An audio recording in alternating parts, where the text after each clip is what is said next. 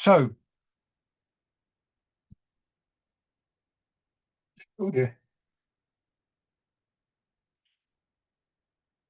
We're just standing and having a little think about your posture. Always remember, with any of these arts, that there's a sort of ideal posture presented to us, but probably none of us are in that posture, and it can vary exactly where we are and how close we are to it. And if you had been out mowing the lawn and planting stuff in your garden over the weekend, you might be a bit achy, and that's going to make a difference, and so on and so forth. And any movement towards the ideal posture should be very gentle and progressive. So, I mean, in a way, you can think of the postures, the ideal postures, as an aspiration. But it's worth moving towards that so you get an appreciation of why this is considered to be the ideal posture. So, in the first instance, when you stand, your feet are hip width apart. If they're too close together, it's just going to be uncomfortable after a while. And you can go into wider stances, and sometimes we do that. But actually, your legs will very quickly get tired, and it can be a bit unstable forwards and backwards. It is an excellent stance for rooting down, by the way. I mean, there's nothing wrong with these stances. We take different stances in Tai Chi, but this is the one that we start with. Sometimes referred to as the Wu Chi, or original, primal, if you like. So feet are below your hips, and you can imagine straight lines from your feet to your hips, to your shoulders. You could measure that line from the outside or the inside of your foot, or anything in between. And again, going back to this thing of the ideal posture, we're all slightly different anyway. So the principle is, with your feet here, you're supported. Nothing is sort of overhanging. Second thing about the posture is to have your weight slightly forward. If I do this and exaggerate, you can see I'm now leaning forwards. What's going to happen here is I'm going to fall over sooner or later, or more likely, I'm going to start straining. I might pull my shoulders back or something like that. What we want to do here is to, just let our hips drop back, you sit into your hips. And it's like you've just sort of like planted your bottom on a table or something like that to rest a little bit. But in the course of doing that, I come closer. What happens quite naturally, and we don't make this happen, is that our pelvis would gently tuck under. If it's not doing that, don't try and push the pelvis around because you'll do it too much. But rather try and get a sense of why it's not happening. And it might be stiffness in the hips, might be that you're pulling your belly in.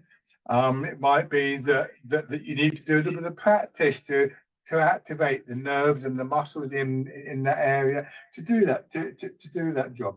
And all of that takes practice. So again, it's an ongoing process. But again, you're not going to force this.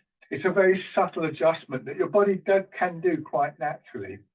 And if you try and overdo it, it's a bit like trying to thread a needle by saying, right, I've got to move the cotton up. No, now I've got to move it down. Now I've got to move it.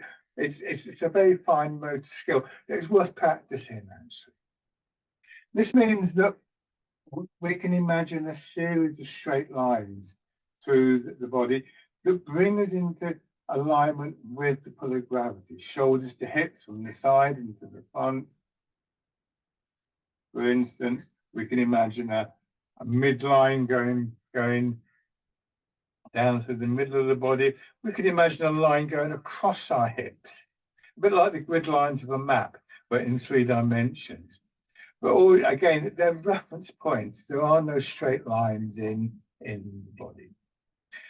And we bring ourselves into line with the pull of gravity. We allow gravity to work through our body without restriction. And in doing so, there's an energy of movement downwards.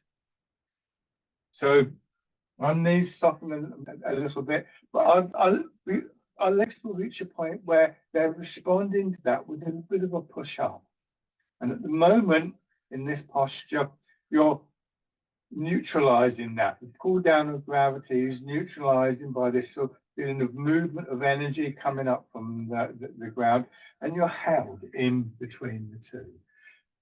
You're suspended between heaven and earth, it's sometimes said. So what this would do over a period of time is allow for a freedom of movement in your body. And we start to move in the center of the body.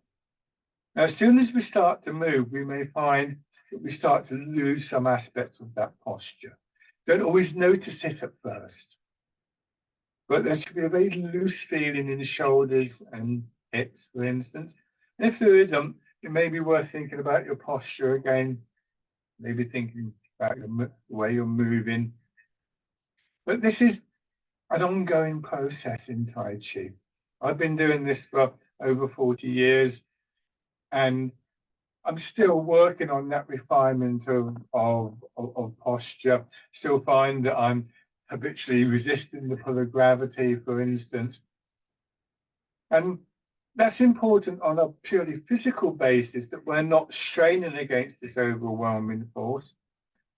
It's also important because this dynamic that we're beginning to allow through our body, the downward pull and the upward response, is something that we could regard as an energetic cycle. So even if we were not moving, there would be movement through the body.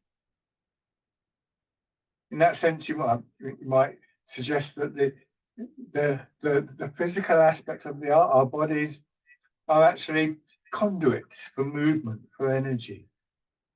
Breathing is another example of that. When you breathe in, you're breathing in fresh oxygen, and that goes down into your lungs and it goes around the body, and we breathe out the stagnant energy and carbon dioxide. And if you I don't know, if something is stopping that, for instance, if kind of like if the breathing is restricted, we all know what that's uncomfortable. You don't take in as much energy. If you've got a cold and your nose is blocked, you can feel very frustrated and tired, and so on and so forth.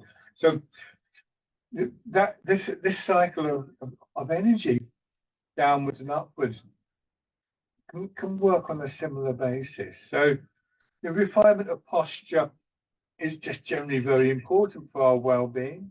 If we take a purely mechanistic view of the body, then like all machines, it works better when it's well adjusted. But it's not just about that, it's about this sense of internal movement, the flow of the energy, and trying to get that to move in a harmonious way. When we move from the center part of the body, area between hips and waist, it's actually a way of touching, connecting to all parts of the body. This area is sometimes described as being like the hub of a bicycle wheel or cart wheel, when the spokes radiate out from the hub. If you ride a bike or drive a car or whatever, you don't try and move each individual spoke. You turn the hub of the wheel, and the whole wheel moves. So we begin to get this sense of a harmonious relationship between different parts of the body, a sense of the whole body moving as one unit. And I think that's a very important element in our well-being. And it's one of the things that contributes to the flow, the grace of the movement. So we have a situation where in a way, we could talk about drawing energy in from the environment, because we're connecting through gravity, we're connecting through the ground, and of course we're breathing. And we're trying to encourage the flow of that movement in one form or another, and that could include your blood as well as more kind of like abstract notions. And we're trying to get that flow all the way through the body. And this is a foundation principle in Chinese medicine, that any lack of well-being is somehow connected, if not caused by, but certainly connected to an imbalance in that flow. And any kind of sense of growth, any kind of sense of development.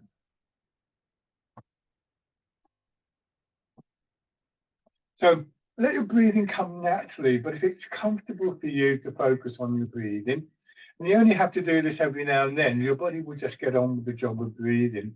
When you breathe in, there's always a kind of freshness, a sharpness to the in-breath. The out-breath always has this slightly warmer, murkier, dare I say, stagnant quality about it. And rather lovely image used for this process, that when we breathe in, what we're doing is we're breathing in the quality of the spring mist, sharp and clear. And you know, this is the perfect time of year to experience that. You go outside in the morning on a misty morning, take a breath in, and it's really cold sometimes, but there's still something very stimulating and refreshing about it. The out breath is regarded as the autumn fog, a bit more stagnant, a bit more kind of murky. So one way or another, we're beginning a process of rejuvenation, a constant renewal of energy, which again, we see most clearly, I think, in our breathing, but happens on a number of different levels within the body. So energy comes in to the body in all sorts of ways, the food that we eat. And in the case of something like Tai Chi and Qigong, through this awareness of and blending with both the pull of gravity and, you know, the sense of the ground beneath us. And then turning the hands palm up.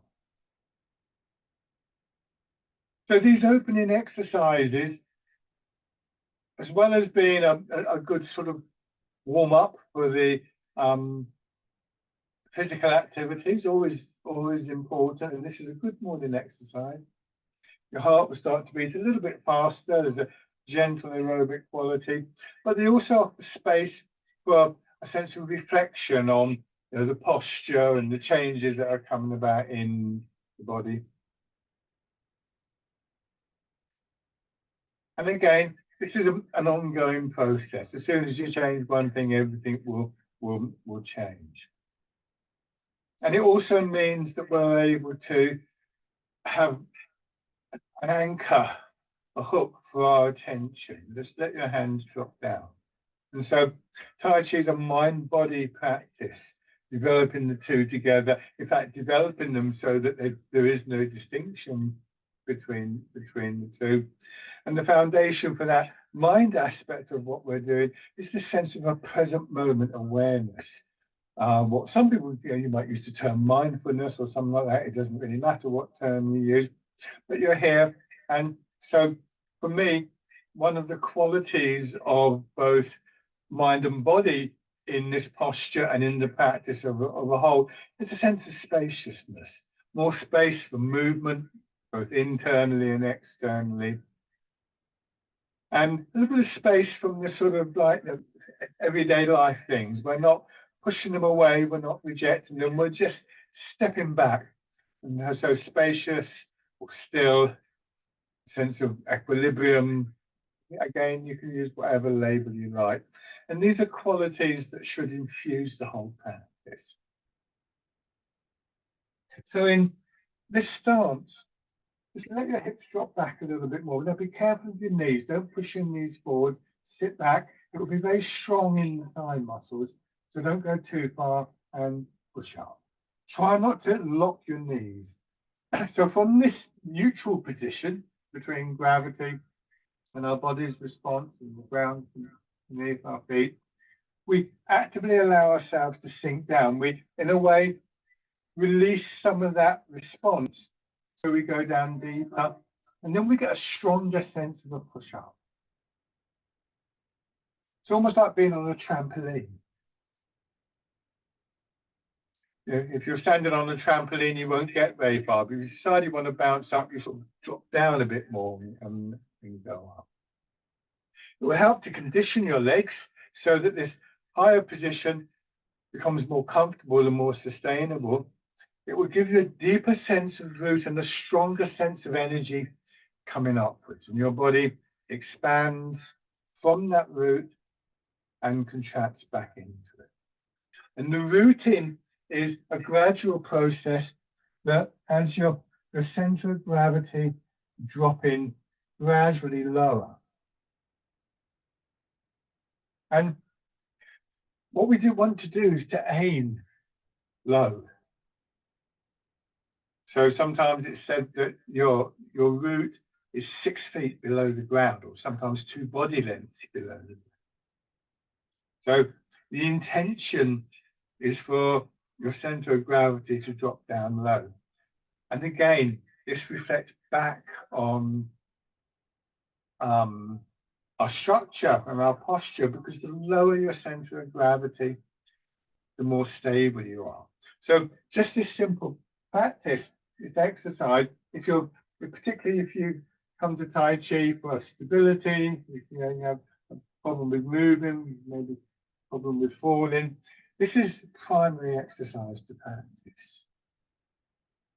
And if you're interested in Tai Chi as an art of, well, as a martial art, as an art of movement, as an art of sort of working with the energy in your body and developing that sense of connection, then the more you can get that sense of rooting down, the more you'll have that spaciousness within body and mind.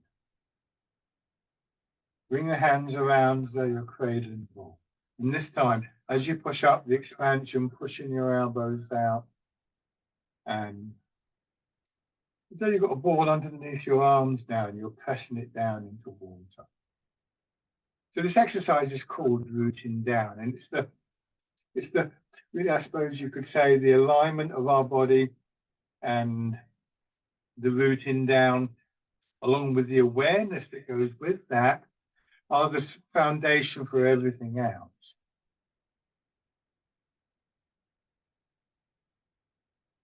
You want to feel that your arms and hands are being moved by that internal dynamic, rather than by straining in your shoulders or your arms. And try not to let your hands speed up. The speed of the movement, the pace of the movement, and the range of the movement, how far you're moving, is governed by what's happening in this releasing feeling in your hips and lower back as you sink down. And then, in a way, you're just waiting for the response. So remember, if you're interested in the idea of the flow of energy, this is one of the really important aspects of Tai Chi, Qigong. Then we don't need to make the energy flow any more than we need to make water flow downhill. What may be happening is that there are blocks, there are barriers. And there are 3 basic pillars to Tai Chi. There's our body, of course, and there's awareness and intent, so mind, one way or another, whether it be through imagery or through ideas or just simple awareness. And then there's the movement itself, the flow, the energy. And these 3 things work together and are interrelated. I think of them as being like the 3 legs of a tripod. And to get the most out of this art, we need to work on all 3 legs. We might choose at one point or another to emphasize a certain aspect, that's just fine. But we do so intentionally and with the long-term aim of bringing together a kind of cohesive whole, which we might refer to in this context as the Chi. I think of Chi as a group noun. Now, same thing in your legs and your hips, turning your hands palm out, and this time hands going to the sides. This is called the wild goose. So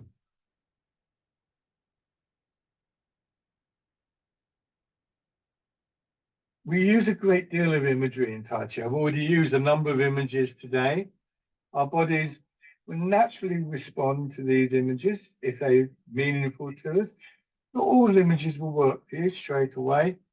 Sometimes I've come across an image and it's meant nothing.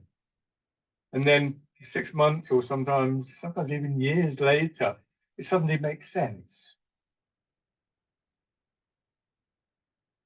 So imagery can be a very useful and powerful way of bringing about subtle changes in our body. Changes that are maybe too subtle for conscious control. And we know that our bodies respond to imagery. We've only got to watch a film of, I don't know, you watch a film about werewolves and vampires, or you'll get goose pimples, or we respond on many different levels. And Tai Chi looks to blend and to harmonize all those aspects of ourselves. So if the image of the bird in flight is a useful one to you, it could convey a quality of flow, of movement, but also, if you get a feather and wave it up and down in the air, you realize feathers are very, very good at moving through the resistance of the air. And so we can also start to develop this quality that we refer to as inner strength. And then part in the clouds, let your hands drop down, push up, elbows coming out. Try not to think of the strength aspect of that term in inner strength. It's not a great translation, to be honest. But it's not what we would habitually think of as strong. Not about bulging muscles, but rather about how we can bring together all these different elements of mind and body and movement, all aspects of our physical body, muscle, tendon, ligament, the fascia itself, bones are all part of the movement. So this is not a strength that we have to go down the gym and pump iron for. And so it offers a way of feeling stronger in circumstances that perhaps where the more obvious kind of strength exercises would not be possible for us. And one of the key images that we use to develop that is this one of moving through water. It's a very apt image, I think. We get both the stronger feeling and that flow by just making the body believe that it has to work that bit harder. And then change them. This time when you push up, feeling the expansion on one side, this is dragon plucks the stars from the sky. Rotate your arm and pull down. Notice that this isn't a stretch. I push up, and at the top of the movement, my elbow's still a little bit bent. I could have moved a bit further, but nothing wrong with stretching. But in this context, remember, we're trying to sustain the spaciousness within the body. Movement through our body, around the joints, and so on and so forth. Descriptions like feelings that our body were being massaged on the inside. Almost as though there's almost like there's sort of like water, warm water flowing through our body in the way that we might experience externally if we were standing underneath a shower. Many different images that will suit different people at different times.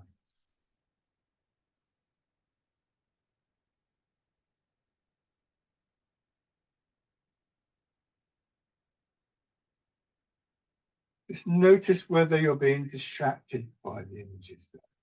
Do this one more time.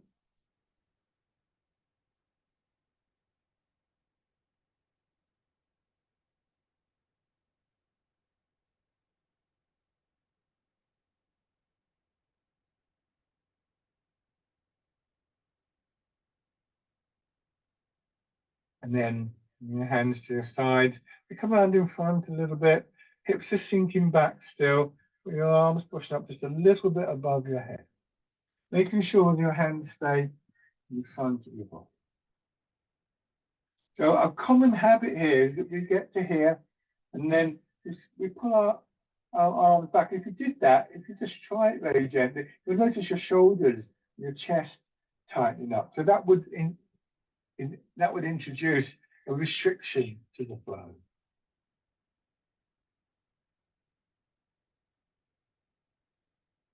We're going to alternate this with a sideways push. Let your elbows drop. And again, notice my elbows hanging down. You see that on me. And then pushing up. You may find yourself speeding up, hurrying into your next movement. Make a particular point of bringing your hands back. And there's just a moment before you move again. Moment that I sometimes describe as being like a comma in a sentence. And then we have two more stages, or really one stage in two directions, I guess you could say. Yeah. As you push out, you turn a little. That changes the direction of travel for your arms, and you turn back to the front. Push out and back. And then face the front and push out. So we have the rhythm of the movement here. Our body expands and contracts, and our attention comes back again to this middle part of the body. Pushing up and back to bringing your attention to your center and the feeling of your center dropping to the ground, and then pushing out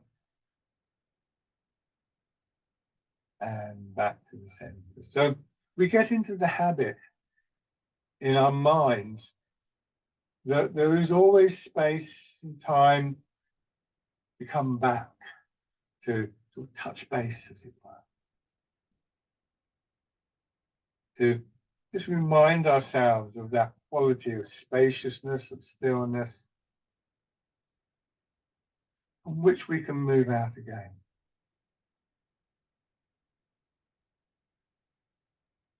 If you're new to this and you'll sort of find, oh, I'm not sure what comes next, it's not going to be the end of the world if you get it wrong. If you do sort of start a movement and it's obviously not the right movement, or you can't remember the next one, this is the position to come back. We'll catch you up.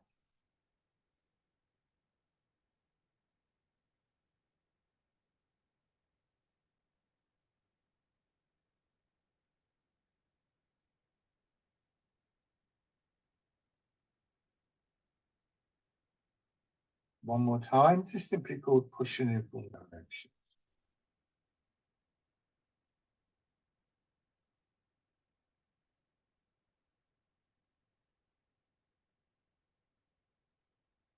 A little bit of your weight forwards, hips sinking back. A long, broad feeling in your back. With the front of your body supported by your back and by your spine and ribs.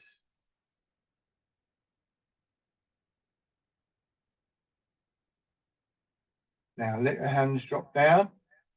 And the next time you get a sense of expansion, that pushes your hand out to the side.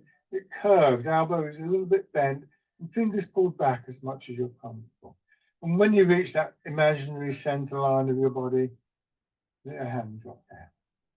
Like being beneath the archway of an old church or something like that, and just sliding the palm of your hand around the arch until it's above you, and then down.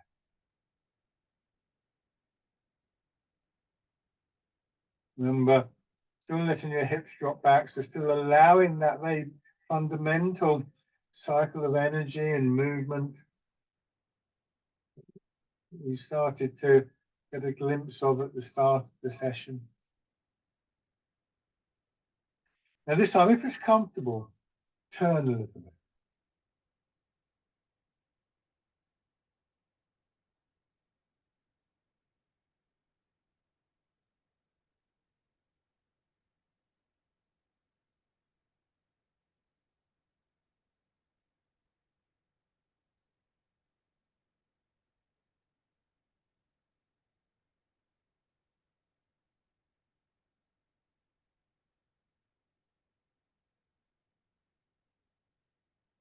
Now, change sides.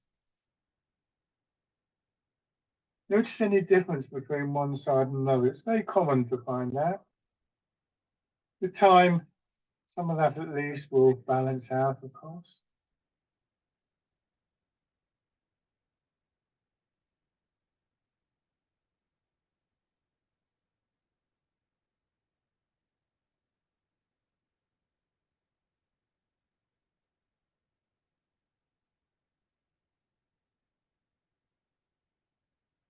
And then, if it's comfortable for you, add the turn.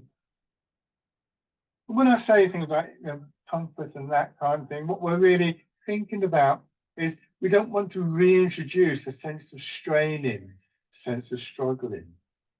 And if that means that you're only moving a little bit, or maybe even missing an exercise out, that's fine. In time, your range of movement will increase. And again, the principle is like water, always flowing around obstruction, always retreating before the clear. Now, go back to this, sinking down and pushing up. The next two exercises can be very strong on knees and back. Please be careful. There's nothing to be gained in straining muscles. As we do this, our pelvis is level. It's level to the ground, in line with the ground. What we're going to do now is, as we sink down, deliberately tilt the pelvis so our hips go back. Notice what happens in your head and your shoulders. Let your hips drop back again and then push up. So 3 stages. 1, going down. 2, hips dropping back. And 3, push up. 1, it's going as far as you're comfortable down. And 2, dropping back, try not to strain in your back and your shoulders. And 3, and this time let your arms follow the movement called rowing a boat in the middle of the lake.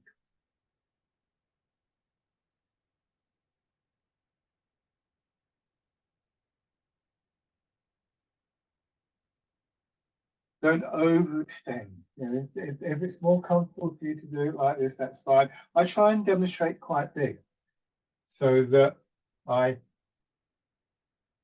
can be comfortable that you're seeing what's going on. But I do find that sometimes my body just won't do it. And we have to listen to our bodies. What is appropriate at the moment? Any sense of progression, of development in Tai Chi is measured over weeks and months, not over minutes and seconds. And in any case, and a key part of that development is always going to be the building of that internal flow, cultivation of that internal flow. And then it's time, as you come back, hands in front of you, turn horizontally in the center and then push the hips back. And then push your hands forwards, swing your hips around the other side, and then drop them down and come back to the center. And change direction. So we end up drawing our arms around in a circle in an exercise called polishing the table. Again, I'm demonstrating quite big. Could just be a small movement. And people who are more experienced, actually, it can be worth doing these smaller movements sometimes. There's a tendency that if we make a smaller movement externally, we're more inclined to feel the subtleties of the changes and movements internally. Partly because we make it difficult for the big muscles that we habitually use the most to actually do the movement. So we start to become aware of these other elements of skeletal muscles and tendon and ligament, of fascia, and of the patterns of flow within the body.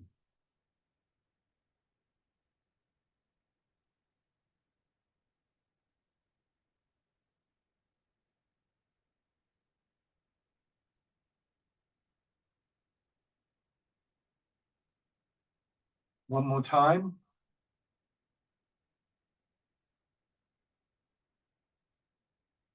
And then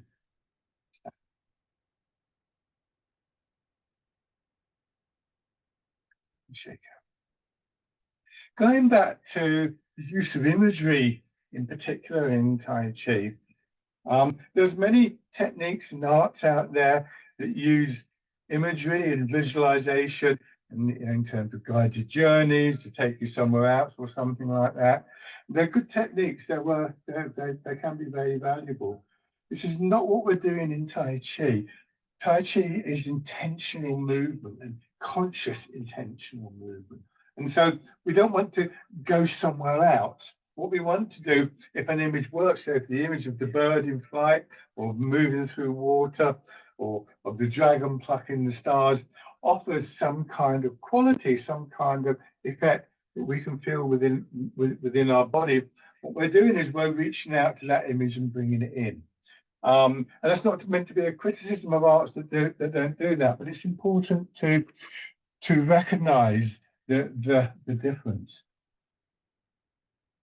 In this sense, we could relate Tai Chi to arts of meditation, like mindfulness, giving us again moment to moment awareness of what is going on within our body and eventually within the environment around us, rather than the sense of being elsewhere, attractive though that can be sometimes.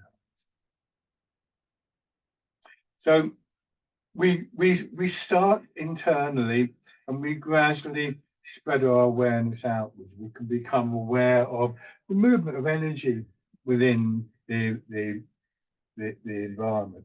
We can choose to go and stand in the sun and receive directly the energy of the sun, and so on and so forth. There's all sorts of ways you can take this, but we're grounded, we're centered within this body in this moment, aware of the moments to come, aware of the moments that have been in the past. We're not trying to pretend that they didn't happen and that they're not going to happen. We're confident that our best opportunity to actually work with those moments creatively and skillfully actually is to be aware of them. So often we can cut ourselves off into some kind of dream, and often those dreams will amplify our thoughts, and we can start to become anxious about something that hasn't actually happened yet, when we don't actually know what the outcome of that might be. So we're going to change the stance, and this is another really important exercise that we're about to do. Turn one foot out. Imagine parallel lines, like tram lines, going across the floor, and step forward, step straight forward. Now, in this stance, you can see that there's a space between my legs. You can see the background between my legs. I haven't stepped like this. Now I would feel as though I was trying to sort of balance on a tightrope, and it's always going to be tricky. Here, I preserve that sense of alignment with the pull of gravity, and I can still use my legs to support myself. And I've stepped about the same length forward, so it's like I'm standing on the corners of a square. Now, begin to just move your weight forwards and backwards.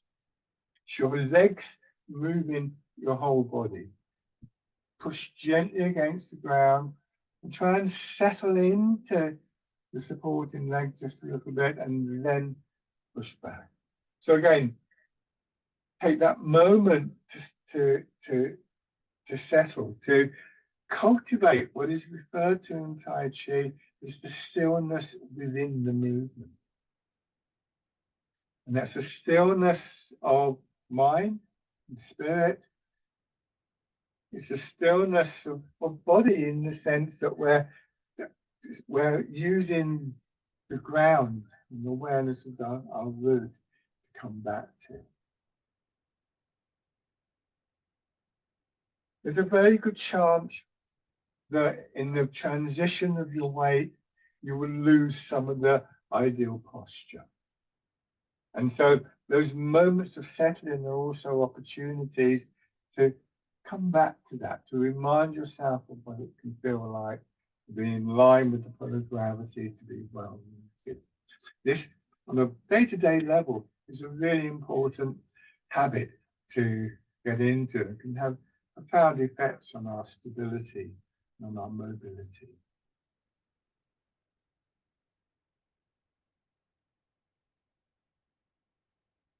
So this is an important exercise to practice.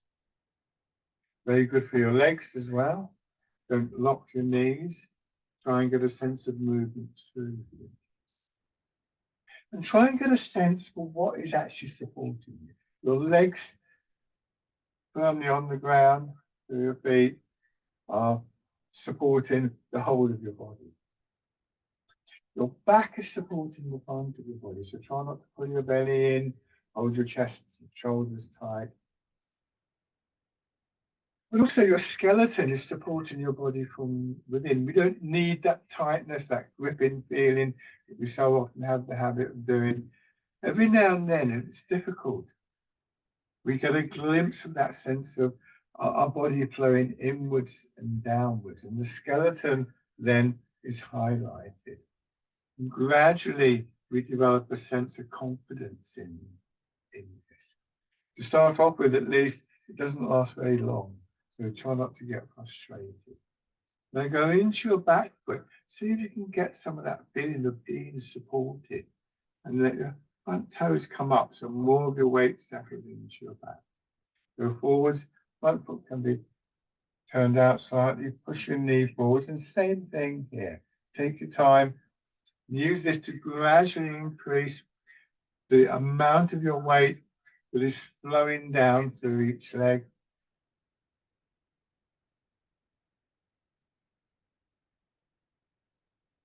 Remember, aligning your body so that both gravity and the response upwards move freely through your body. And then, if you're comfortable with this, just bring your foot in, push out, put the heel down, lower your toes. Same thing with the back foot. And when you push back, the ball of your foot down, lower your heel.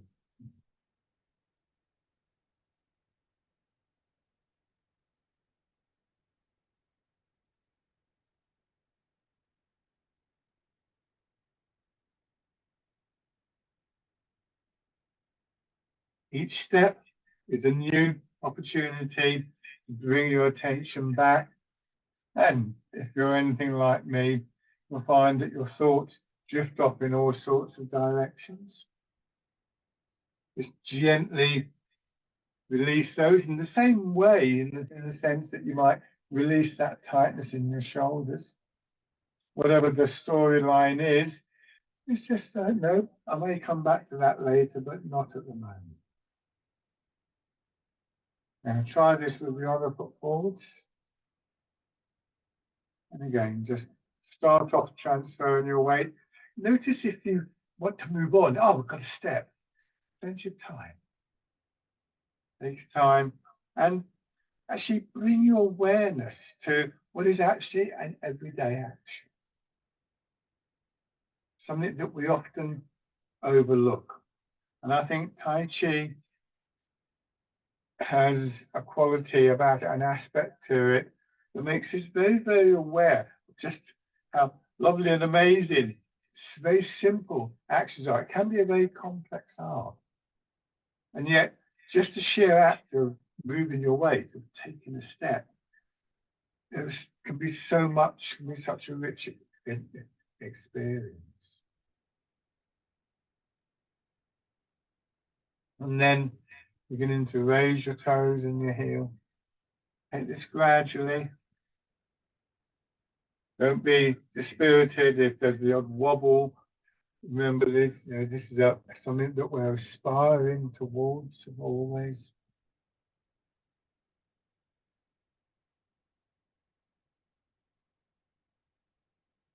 Thinking about the alignment of your body with this force of gravity and that sense of coming up from the ground. And then stepping in. Plant the foot. If you plant a bulb in your garden, you don't just chuck it down randomly. You choose the place. You're very careful to cultivate the area. Like you're walking on thin ice or walking in the sea, where it might be a bit uncertain what's underneath your foot. And so we start to feel that particular contact with the ground beneath us before we move the weight.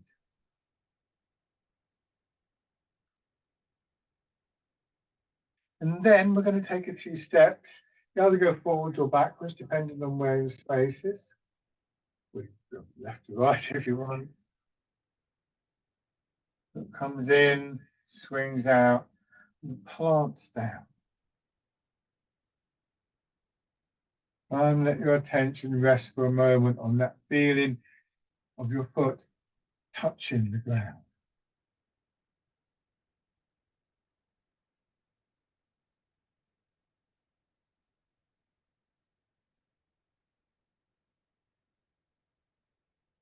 And then going back, and remember, when I talk about touching the ground, you may be somewhere where there may be several layers of concrete beneath you. But what brings you to the ground is gravity. Gravity hasn't suddenly switched off. At least, I hope it hasn't for you.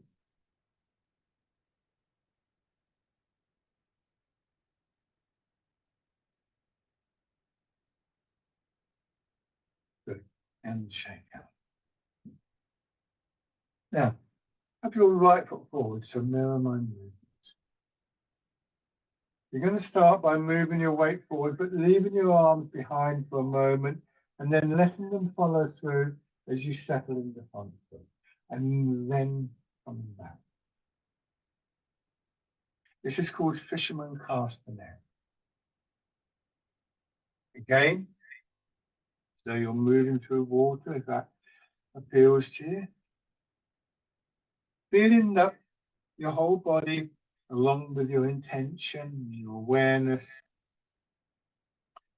flow of the movement, are working as one.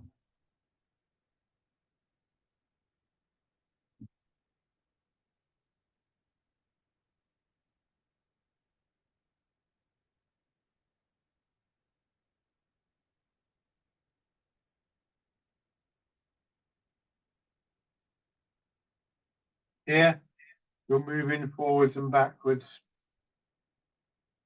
You're facing forwards, more or less. If you're a little bit out, don't worry about that. And your arms are swinging forwards and backwards. It's a very simple formula. But of course, it can get more complicated. But when it does, it really helps to have that sense of the center. So go forwards, your arms swing through, and then instead of staying facing forwards, simply turn a little bit to your left. Notice how that moves your arms out to the side. Move your weight back, turn to the front, let your hands drop down, and then turn a little bit more to your right, towards the front leg and back, and the same thing happens. Go forwards. And those two stages will overlap a little bit as the flow develops. This is called Wind Blows the Willows. Delightful image, I think, this one. Willow trees are seen as being a really good example of Tai Chi with their deep roots and supple but very strong wood. You say the willow tree bends before the wind and survives.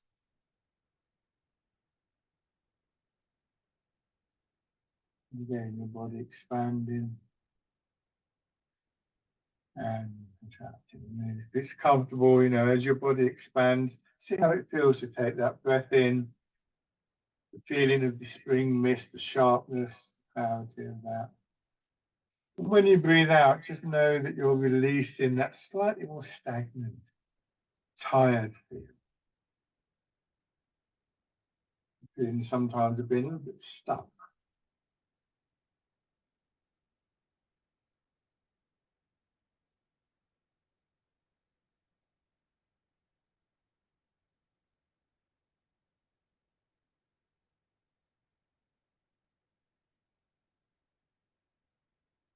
One more time, please. Shake out. Wind blows the willows. I've always had this image of, you know, willow trees at this time of year, so lovely. They're hanging branches and the blossom just starting to come out. The kind of vibrant quality about them. So for me, that's a really lovely image. Now try those two movements on the other side. Think about your stance. However lovely the willow tree image is, it's not going to work for us if we're standing like this. So remember, body, mind, and energy, the three treasures, the three jewels. Fisherman cast the net.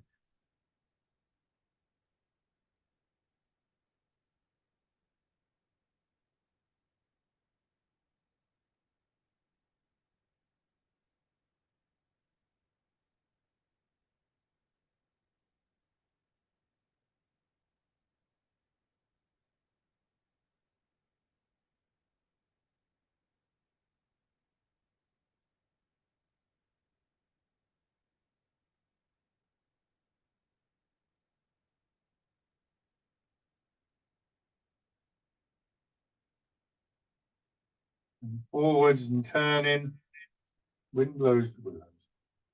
If you find for some reason you're turning the opposite way, that shouldn't be a problem. Just try and feel that strong connected sense, your body expanding, your energy expanding, contracting.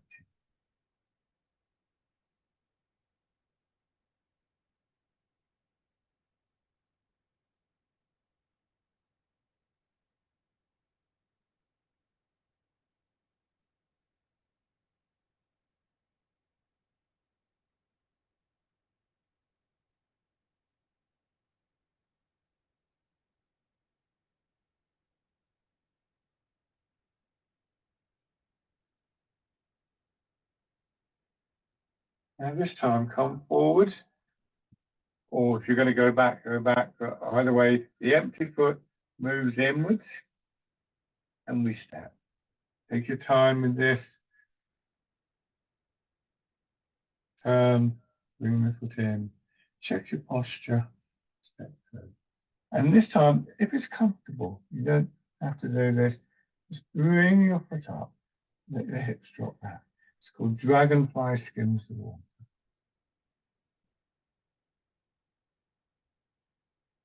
Combination of the images, the willow tree and the dragonfly, give us this impression of summer, sultry summer days. I'm going to change direction.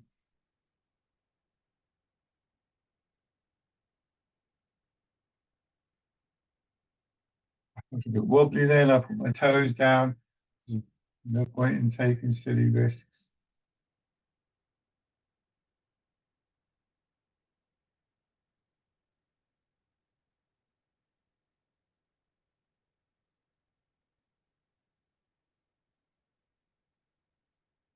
And then bring your feet back. Shake. Now just open your hands together.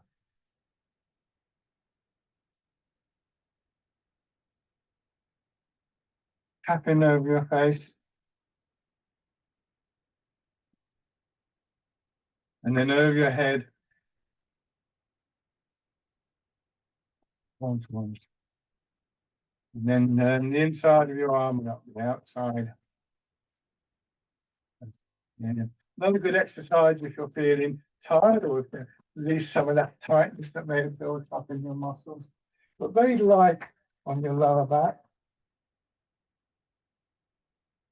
And then down the outside of your legs, up the inside. Soften your knees still as much as possible. Light again on your belly and onto the upper part of your chest. And shake. So just a quick announcement about this class in particular. I'm going to change the time. I'm going to move the time to earlier in the day. Thank you to everybody who got back to me, who I contacted about that. So from April, we will run this class at 9:30. So it'll be 9:30 till 10:30. And there won't be one next week because it's Bank Holiday Monday. So that will be on, I think it's something like the 8th of April. All the details will be in the monthly newsletter that I put out. If you're not sure, do feel free to email me. If you'd like to go on the newsletter, email me. If you're watching this on YouTube, the email address is in the commentary.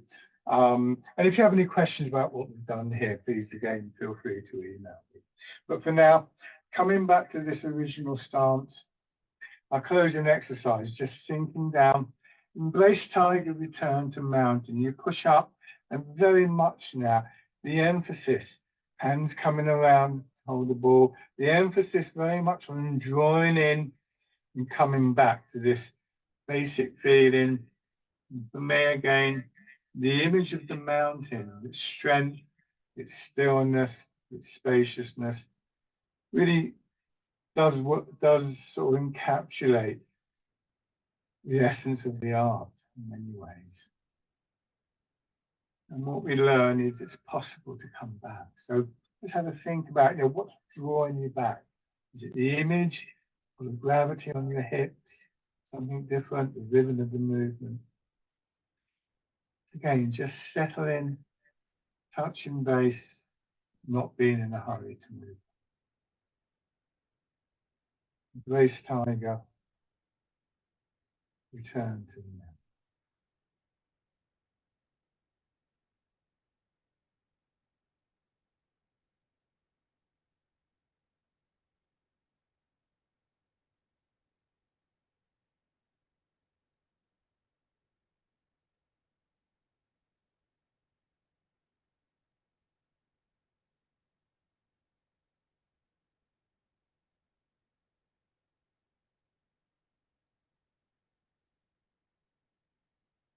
And then stand.